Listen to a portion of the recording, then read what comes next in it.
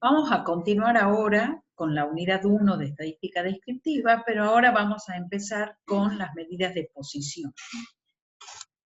O sea, ¿qué vamos viendo hasta este momento? Hemos visto la distribución de frecuencia, que sería el primer paso en resumir la información.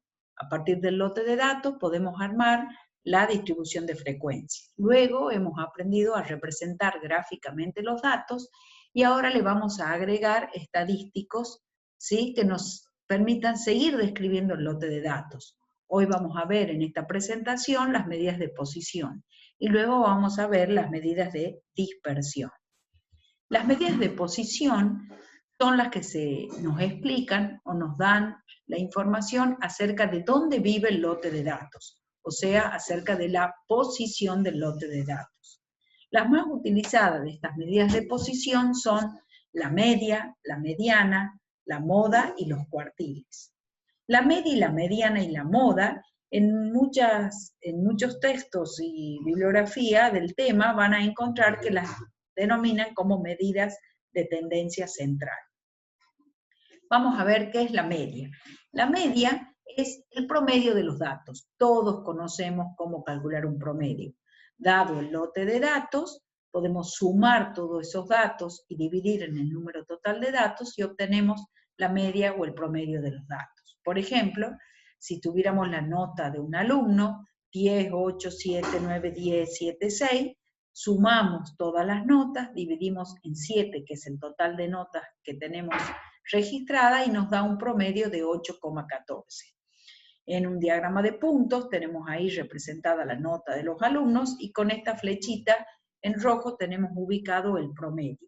El promedio físicamente lo podemos identificar como el centro de gravedad del lote de datos, es decir, si tuviéramos una barra donde cargamos los datos, ¿sí?, el punto donde tenemos que sostener la barra para que se mantenga en equilibrio es lo que se reconoce como la media.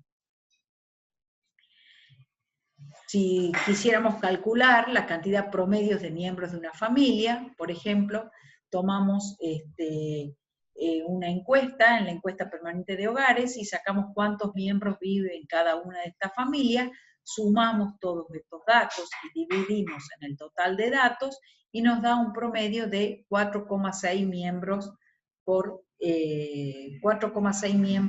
familia o por hogar. En algunos casos vamos a tener no los datos originales, sino los datos en clase. También podemos obtener el promedio en el caso de tener los datos de esta forma. Supongamos que tenemos los pesos de recién nacidos del año 2009 y tenemos los pesos distribuidos de la siguiente manera: de 1.300 gramos a 1.800 gramos, un bebé, de 1.800 a 2.300, 3 bebés, de 2.300 a 2.800, 11 bebés, y así sucesivamente hasta llegar a 80 bebés.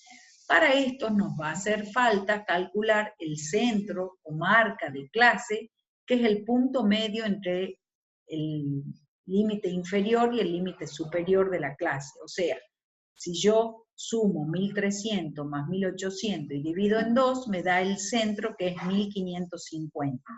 Y así puedo sacar el centro de cada una de las clases. Para calcular el promedio, lo que vamos a hacer es sumar todos los centros de las clases por la frecuencia relativa de la clase. O sea, esto es una sumatoria con i desde 1 hasta k, donde k es el total de clases. ¿Cuántas clases tenemos acá? 1, 2, 3, 4, 5, 6, 7. O sea, nuestra suma va a ir con i desde 1 hasta 7, donde los x sub i van a ser cada uno de los centros de la clase. Por ejemplo, la primera clase tendrá centro 1550 y la frecuencia relativa va a ser 1 dividido en 80. La segunda clase tendrá centro 2050 y la frecuencia relativa será 3 sobre 80. Y así sucesivamente. ¿Sí? Bueno, acá está explicado un poco cómo son, lo que significa esta fórmula, y acá la tenemos calculada a cada uno de los centros por su frecuencia relativa. lo que nos da un promedio de 3.225 gramos. Por supuesto que siempre que tengamos los datos originales va a ser siempre más certero o más seguro calcular la media a partir de los datos originales. Bueno, hay casos en donde la media no es un buen representante para describirnos la posición del lote de datos. Veamos este ejemplo que tiene que ver con empleados y sueldos. Supongamos una empresa que tiene 5 empleados, de los cuales 4 ganan 10.000 pesos de sueldo y hay un único empleado que gana 100.000. Si yo calculo el promedio, ¿sí? Tendríamos acá 140.000 dividido en 5 empleados, nos da un sueldo promedio de 28.000. Entonces podría el dueño de la empresa decir que el sueldo promedio de su empresa es 28.000 pesos. Sin embargo, estaría en lo cierto si yo tengo 4 de los 5 empleados que ganan 10.000. En este caso, la media o el promedio no es un buen descriptor de dónde vive el lote de datos, porque casi todos los empleados ganan 10.000 pesos y no 28.000. Entonces, en este caso, ¿sí? Donde tenemos, podríamos decir, un valor alejado o una distribución que no es simétrica, la medida de posición que mejor explica la posición del lote de datos se denomina mediana. La mediana es el valor central del lote de datos ordenados. Más finamente podríamos decir que en el caso de un lote de datos, con un lote de datos con un número impar de datos, la mediana es el valor central. En cambio, si tenemos un número par de datos, la mediana es el promedio de los centrales. Es como que pensemos en familia. Si nosotros tenemos una familia con 3 hijos, claramente sabemos cuál es el hijo del medio. Si nosotros tenemos una familia con 4 hijos, los hijos del medio es como que son los 2 que están en el medio. Entonces, lo mismo ocurre acá con la mediana. Matemáticamente vamos a definir a la posición de la mediana como el total de datos más 1 sobre 2. Entonces, supongamos que yo tengo acá las notas de un alumno, que tengo 2, 4, 6, 7 notas. La mediana, yo ordeno los datos y es el dato central. Si yo quiero sacar la posición de la mediana, en este caso, yo voy a tener los 7 datos más 1, sería 8, dividido en 2, 4. Entonces el dato 1, 2, 3, 4 es la mediana. O sea que mi mediana es la nota igual a 8. En cambio, si yo tengo un número par de datos, ¿sí? O sea, si yo tengo 8 datos, la posición de la mediana es 8 más 1, que es 9, dividido en 2, 4,5. Lo que nos está diciendo que promediemos el dato 4 y el dato 5. Entonces tengo los datos ordenados y acá tengo 1, 2, 3, dato 4, dato 5, que son los que debo promediar, para obtener la mediana, que va a ser 8,5. ¿Está claro? Bueno, entonces, en el caso de la empresa, la mediana sería un buen descriptor de dónde se ubican los salarios de la empresa, porque en este caso, que yo tengo 5 empleados, la mediana va a ser 10.000. Lo importante es destacar que la mediana no se ve afectada por valores alejados ni por asimetría del lote de datos. Cuando nosotros tenemos los datos en clase, lo que vamos a hacer es tomar como mediana el centro de la clase donde se ubica la mitad de los datos. O sea, por ejemplo, acá nosotros tenemos 80 datos, ¿sí? La posición de la mediana estaría dado por 80 más 1 sobre 2, 40,5. Entonces yo voy sumando y veo a dónde tengo el dato 40,5, entonces la mediana estaría en la clase del 2.800 al 3.300, que podrían identificarla con 3.050. ¿Sí?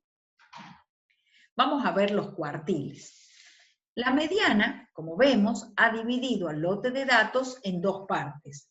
Entonces nosotros decimos, si la mediana es 10.000, la mitad de los empleados, el 50% de los empleados gana 10.000 o menos, y el otro 50% gana 10.000 pesos o más. Los cuartiles dividen al lote de datos en 4 partes. También podemos pensar que el cuartil es la mediana de la primera mitad de datos y el tercer cuartil va a ser la mediana de la segunda mitad de datos. Y el segundo cuartil va a coincidir con la mediana.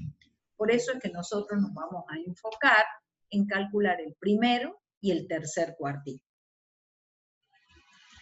Vamos a definir la posición de los cuartiles como la posición de la mediana más 1 sobre 2, ¿sí? Es decir, en realidad, la parte entera de la posición de la mediana más 1 sobre 2. Esto no es un corchete, significa parte entera, que ustedes como estudiantes de la Facultad de Ciencias Exactas saben a qué me refiero cuando yo digo la parte entera de un número, ¿sí? Entonces, vamos a ver con un ejemplo cómo calculamos el primer y el tercer cuartil. Nosotros tenemos un número impar de datos, 7 datos, la posición de la mediana era 4. La posición de los cuartiles va a ser la parte entera de 4, que es 4, más 1, que es 5, dividido en 2, 2,5. Entonces, el primer cuartil va a estar entre el dato 2 y el dato 3, semisuma. En este caso, 7. Y para el tercer cuartil, cuento desde atrás para adelante y digo dato 1, dato 2, dato 3, va a ser la semisuma entre 9 y 10. Si yo tuviera un número par de datos, o sea, 8 datos, recordemos que la posición de la mediana va a ser 4,5. La parte entera de 4,5 es 4, más 1, es 5, dividido en 2, 2,5. Entonces el primer cuartil va a estar la semisuma de 7 más 7, y el tercer cuartil la semisuma de 9 más 10, que sería 9,5. ¿Sí? Más o menos entre el primero y el tercer cuartil tenemos aproximadamente el 50% de los datos. Bueno, la moda. La moda es el dato más frecuente, que no siempre existe, o sea, no siempre es destacable. Por ejemplo, en la nota de alumno, si yo tengo este juego de datos, como que no existe moda, porque tiene 2,7, tiene 2,10, pero si yo pienso en salarios, si tenemos, por ejemplo, salarios 1.000, 1.000, 1.000, 1.000, 10.000, ¿sí? Acá la moda es 1.000. En el ejemplo de la cantidad de miembros de la familia, la moda, si volvemos a ese ejemplo, será 4, porque hay 22 familias con esa cantidad de datos. La moda es el único estadístico que puede calcularse cuando las variables son cualitativas, ¿sí? Por ejemplo, si revisamos el caso de la zona del daño de accidentes, vemos que ojos era el accidente más frecuente, la zona de daño más frecuente en los accidentes de esa fábrica. Y con esto terminamos medidas de posición.